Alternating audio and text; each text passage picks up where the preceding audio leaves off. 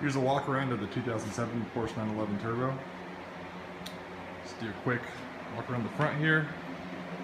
See the OEM GT2 front bumper. The lip is fairly new. They get scraped up fairly easily since it's running at GT2 ride height, so you got to be careful. But they're not too expensive to replace. This is the second one I've had in the car. But they look great, and it's a fully functional bumper, so you get the GT2 aerodynamics in the front to help with downforce if you're tracking the car. Walk around here, see the ADV, the OCZ Super Ligero wheels. These are the HLT versions, so they're the ultra lightweights. It's a really light wheel.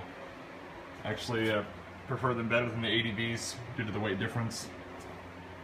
You can see back here the Vorsteiner VRT wing. It's got the carbon blade and the LED details. I don't recall the brand of these. I picked them up from Maverick or Anthony on the forums, and he used those on his car before switching to the all reds. This is the rear end here. BBI exhaust. And the other side here, and open up the interior. It's got a short shift kit as well, sport chrono.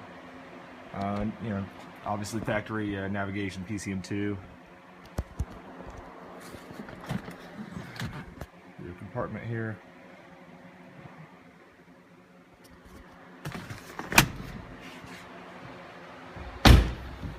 Around to the front. Driver's side here fired up.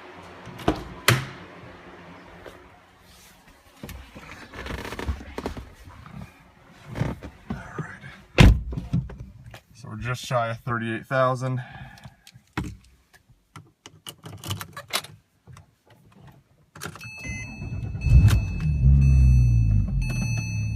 Just added some air before getting in the car, so it looks like sensor thinks one of the tires is a little bit low on air. Not a big deal.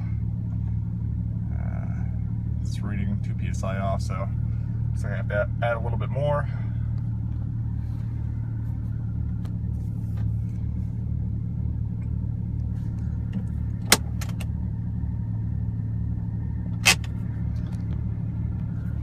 Air conditioner works great, especially out here in Arizona. I only drive it probably once a week. On the weekend usually, so I'm driving it today. It is Friday, so head into the office with it, and as you can see, it's a nice smooth idle. See where we're at in temperature. Still got a little bit more time to warm up here, so I don't want to rev it too much, but give it a little bit room here. Absolutely no problem catching idle. Drives like a factory car with just a lot more power.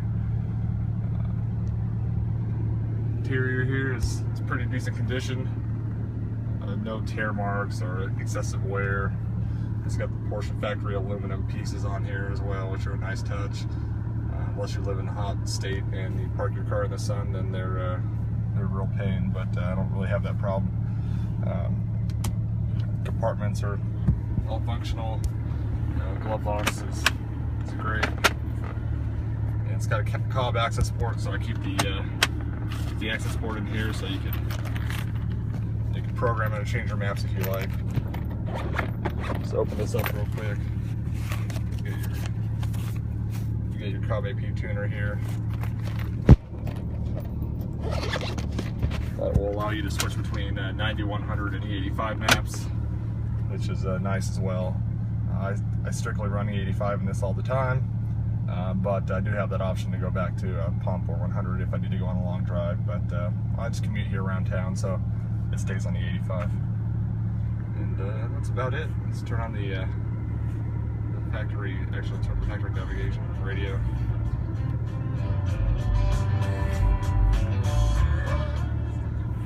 And like I said, sometimes it does that boot loop, but if you usually have the system off when you start the car, it doesn't give you too much of a problem.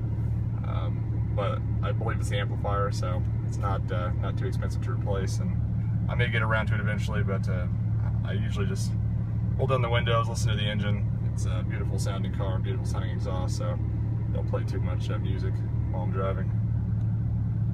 I believe that's it. Feel free to send me a PM or email if you have any questions. Thanks.